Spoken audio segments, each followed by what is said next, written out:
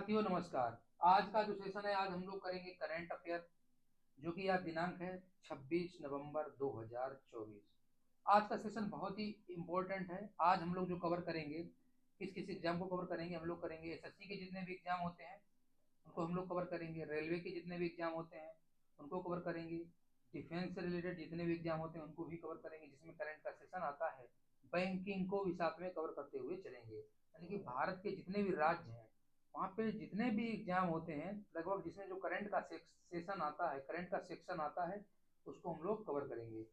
सबसे पहले एक और चर्चा कर लेते हैं, जैसे कि आप मेरे व्हाट्सएप चैनल को ज्वाइन कर सकते हैं और मेरा व्हाट्सएप नंबर भी डिस्क्रिप्शन बॉक्स में दिया है, वहाँ पे जाके आप लोग कॉन्टैक्ट कर सकते हैं। अगर कोई आपको इन्फॉर्मेशन चाहिए करंट से रिलेटेड, या फिर स्टेट पीसीएस यानी कि यूपी पीसीएस, या फिर समीक्षा अधिकारी से रिलेटेड कोई भी जानकारी चाहिए नोट्स वगैरह में, तो आप लोग वहाँ से जाके कॉन्टैक्ट कर सकते हैं।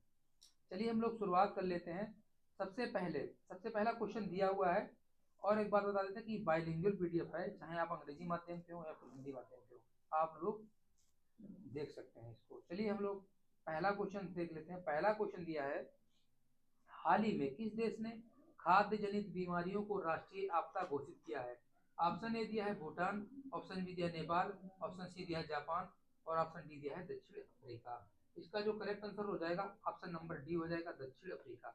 अब दोस्तों हम लोग इसके इंपॉर्टेंट जो फैक्ट हैं उनको हम लोग जान लेते हैं, जो आपकी परीक्षा में संभावित प्रश्न बनने के चांसेज रहते हैं। सबसे पहले दक्षिण अफ्रीका की कैपिटल क्या है?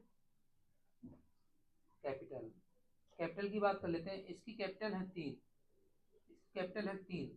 एक है आपकी प्रशासनिक तौर पर, प्रशासनिक तौर पर प्रशासनिक तौर पर इसकी हो जाएगी प्रिटोरिया। क्या हो जाएगी? प्रिटोरिया। और दूसरी जो दक्षिण अफ्रीका की कैपिटल है, दूसरी जो कैपिटल है विधायी तौर पर, विधायी तौर पर यह है केप टाउन, केप टाउन। और तीसरी जो राजधानी है, न्यायिक राजधानी दक्षिण अफ्रीका की, न्यायिक राजधानी ये है ब्लोम फोंटेन। क्या है? Blom Fontaine. ये हो गई है तीन दक्षिण अफ्रीका की राजधानियां। अब आगे हम लोग देख लेते हैं कि दक्षिण अफ्रीका की करेंसी क्या है, मुद्रा क्या है। मुद्रा है दक्षिण अफ्रीका की रैंड। क्या है? रैंड। और इसमें देख लेते हैं दक्षिण अफ्रीका में किस महाद्वीप के अंतर्गत आता है। क्या देख लेते हैं? कॉन्टिनेंट। दक्षिण अफ्रीका जो है किस महाद्वीप के अंतर्गत आता है? ये आता है अफ्रीका महाद्वीप, अफ्रीका महाद्वीप के अंतर्गत। किसके अंतर्गत? अफ्रीका कॉन्टिनेंट के अंतर्गत। चलिए अगला प्रश्न हम लोग आगे देखते हैं। अगला प्रश्न दिया हुआ है, किस देश द्वारा प्रधानमंत्री नरेंद्र मोदी को विश्व शांति पुरस्कार देने की घोषणा की गई है? इसके द्वारा की गई है। इसके विकल्प दिए हुए हैं। पहला विकल्प आपका दिया हुआ है ब्रिटेन, दूसरा विकल्प दिया है अमेरिका, और तीसरा विकल्प दिया है ऑस्ट्रेलिया, चौथा विकल्प दिया है न्यूजीलैंड। इसका राइट आंसर हो जाएगा ऑप्शन नंबर बी, अमेरिका।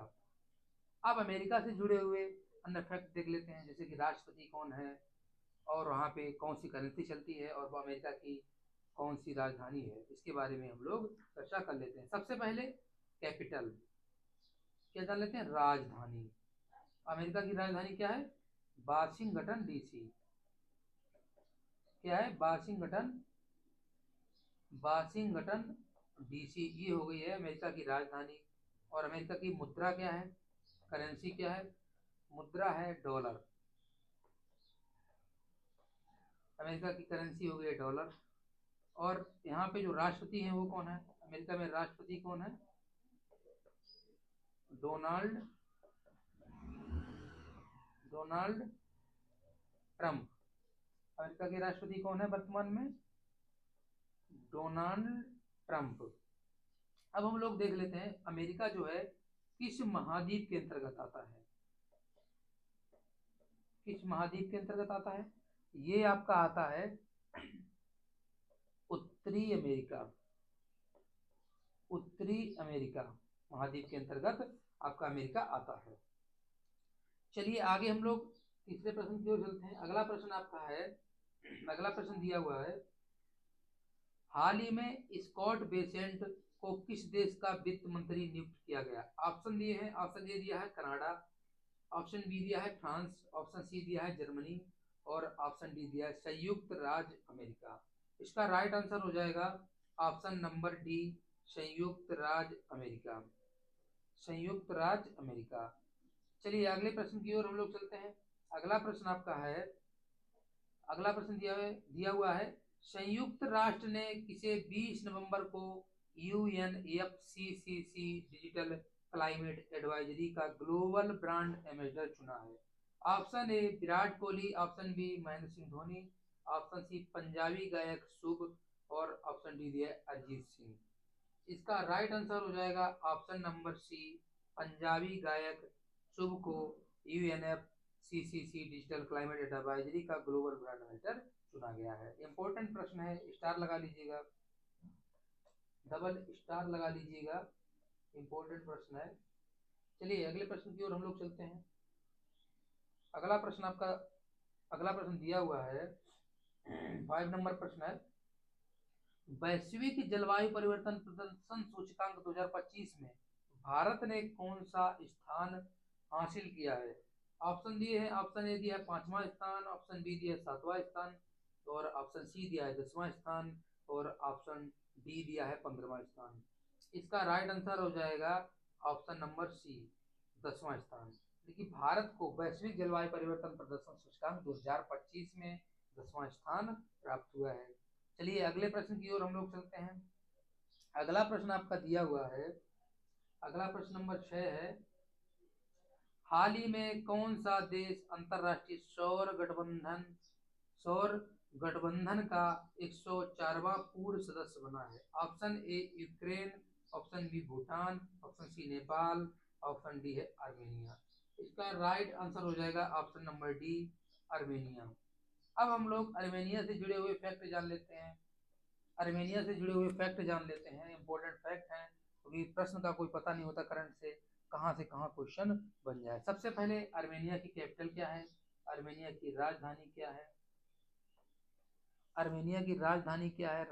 जो राजधानी है ये आपके एरेवन, क्या है? एरेवन, ये हो गई है आर्मेनिया की राष्ट्रपति। और करेंसी क्या है? करेंसी मुद्रा, आर्मेनिया की मुद्रा है ड्राम्स, क्या है? ड्राम्स। ये हो गई मुद्रा अमेरिका की, सॉरी आर्मेनिया की मुद्रा हो गई है ड्राम्स। और किस कॉन्टिनेंट के अंतर्गत आता है? महाद्वीप। आर्मेनिया किस महाद्वीप के अंतर्गत आता है? ये आता है आपका एशिया महाद्वीप के अंतर्गत, एशिया महाद्वीप के अंतर्गत, एशिया महाद्वीप के अंतर्गत आता है। अब चलिए आगे हम लोग देखते हैं, अगला प्रश्न है, अगला प्रश्न देखते हैं। अगला प्रश्न दिया हुआ है, हाल ही में भारत और किस देश ने अपने सीमा पार लेन देन को स्थानीय मुद्रा में निपटाने के लिए समझौता किया है? ऑप्शन ए दिया है मालदीव और ऑप्शन बी दिया है श्रीलंका, ऑप्शन सी दिया है मंगोलिया, ऑप्शन डी दिया है इनमें से कोई नहीं। इसका राइट आंसर हो जाएगा ऑप्शन नंबर ए, मालदीव। अब मालदीव से जुड़े हुए अन्य फैक्ट जान लेते हैं, जैसे कैपिटल, करेंसी और किस कॉन्टिनेंट के अंतर्गत आता है मालदीव। सबसे पहले मालदीव की जो कैपिटल है वो क्या है? मालदीव की कैपिटल है आपकी माले, क्या है? माले। ये होगी मालदीव की कैपिटल। अब हम लोग मालदीव की करेंसी जान लेते हैं, करेंसी क्या है? करेंसी क्या है? करेंसी इसकी हो जाएगी रुपया, मालदीव की करेंसी हो जाएगी रुपया। और किस महाद्वीप के अंतर्गत आता है मालदीव? मालदीव है जो ये आपका आता है एशिया महाद्वीप के अंतर्गत, एशिया महाद्वीप। चलिए अगले प्रश्न की ओर हम लोग चलते हैं। अगला प्रश्न है, अगला प्रश्न आपका दिया हुआ है, हाल ही में डीआरडीओ ने किस तट से भारत की पहली लंबी दूरी की हाइपरसोनिक मिसाइल का उड़ान परीक्षण सफलतापूर्वक किया है? ऑप्शन दिए हैं, पहला ऑप्शन दिया हुआ है कल्पेनी तट, ऑप्शन बी दिया है मिनिकॉय तट, ऑप्शन सी दिया है ओडिशा तट और ऑप्शन डी दिया है गोवा तट। इसका राइट आंसर हो जाएगा ऑप्शन नंबर सी, उड़ीसा तट। अब हम लोग उड़ीसा के बारे में इंपॉर्टेंट फैक्ट जान लेते हैं। उड़ीसा के बारे में इंपॉर्टेंट फैक्ट जान लेते हैं, जैसे कि वहाँ के वर्तमान सीएम कौन है, उड़ीसा की राजधानी क्या है, वहाँ के गवर्नर कौन है, इनको हम लोग भी जान लेते हैं। सबसे पहले उड़ीसा की जो राजधानी है वो है भुवनेश्वर। भुवनेश्वर। और वर्तमान में मुख्यमंत्री कौन है? मुख्यमंत्री कौन है वर्तमान में उड़ीसा के? वो हैं आपके मोहन चरण मांझी। मुख्यमंत्री कौन है? मोहन मोहन चरण मांझी। ये हैं आपके उड़ीसा के मुख्यमंत्री। और उड़ीसा के गवर्नर कौन है वर्तमान में? ये हैं आपके रघुवर दास। कौन है? रघुवर दास। रघुवर दास कौन है वर्तमान में उड़ीसा राज्य के राज्यपाल। चलिए आगे हम लोग अगला प्रश्न देख लेते हैं। अगला प्रश्न दिया हुआ है। अगला प्रश्न है, हाल ही में कहाँ देश की पहली आत्मनिर्भर गौशाला का शुभारंभ हुआ है? Option A Gwalior, option B Indore, option C Surat और ऑप्शन डी है पुणे। इसका राइट आंसर हो जाएगा ऑप्शन नंबर ए, ग्वालियर। अब ग्वालियर कहाँ पड़ता है? ये पड़ता है आपका एमपी में। तो एमपी के बारे में अब समझ लेते हैं, क्योंकि एमपी के बारे में भी कई इंपोर्टेंट प्रश्न बन जाते हैं। जैसे कि राजधानी, राजधानी आपकी हो जाएगी भोपाल। एमपी की राजधानी कहाँ है? मध्य प्रदेश की राजधानी हो जाएगी भोपाल। और जो वहाँ के सीएम वर्तमान में कौन है? सीएम कौन है? मोहन यादव। एमपी के वर्तमान सीएम कौन है? मोहन यादव। और एमपी के गवर्नर कौन है?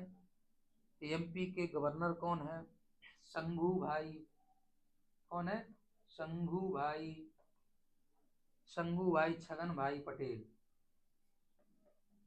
छगन भाई पटेल। ये हो गए एमपी के गवर्नर। चलिए आगे हम लोग अगला प्रश्न देखते हैं। अगला प्रश्न है, प्रतिवर्ष किस तारीख को अंतरराष्ट्रीय महिला हिंसा उन्मूलन दिवस मनाया जाता है? ऑप्शन ए 23 नवंबर, ऑप्शन बी है 24 नवंबर और ऑप्शन सी दिया है 25 नवंबर, ऑप्शन डी दिया है 26 नवंबर। इसका जो आपका राइट आंसर हो जाएगा वो हो जाएगा ऑप्शन नंबर सी। प्रतिवर्ष जो अंतरराष्ट्रीय महिला हिंसा उन्मूलन दिवस मनाया जाता है 25 नवंबर को मनाया जाता है। चलिए अगले प्रश्न की ओर हम लोग चलते हैं।